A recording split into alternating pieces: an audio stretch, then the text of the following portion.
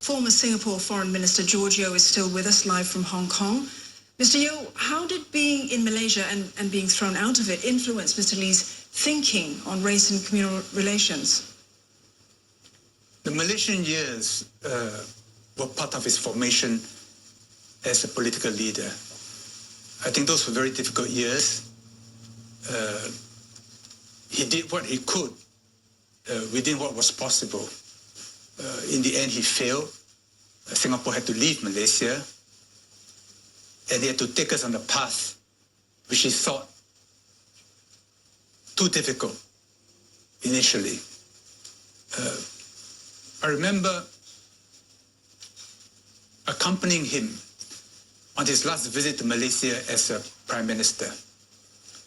After Kuala Lumpur, we went to Penang because he wanted to see the Tunku. The Tunku was already blind. He had not seen him since separation. And it was very moving.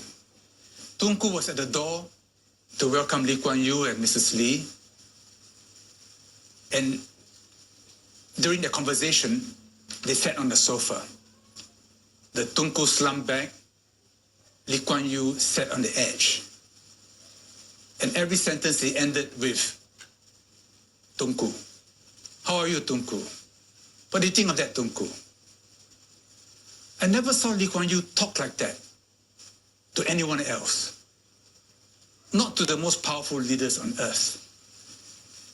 And from that observation, I came to realize the relationship, the prior relationship that he had with Tunku when he was a young leader and Tunku already an established Prime Minister.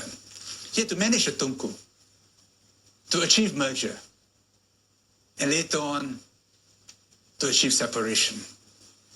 And even though in cabinet, he would talk about some of his experiences in Malaysia. In that final encounter with Tunku, I saw he had deep respect for him. And that earlier relationship of a young man to an older leader continued to be part of him. He needed not, at that point in his life, show respect to the Tunku, but he did. And somehow, he made me respect Kuan Yew as a human being all the more, because it was a facet of him which I did not see in other contexts, in his other encounters with world leaders. But there's no doubt that his experiences in Malaysia were part of his formation as a political leader. He affected how we dealt with Malaysia subsequently. Yeah, that's all part of the history and the legacy.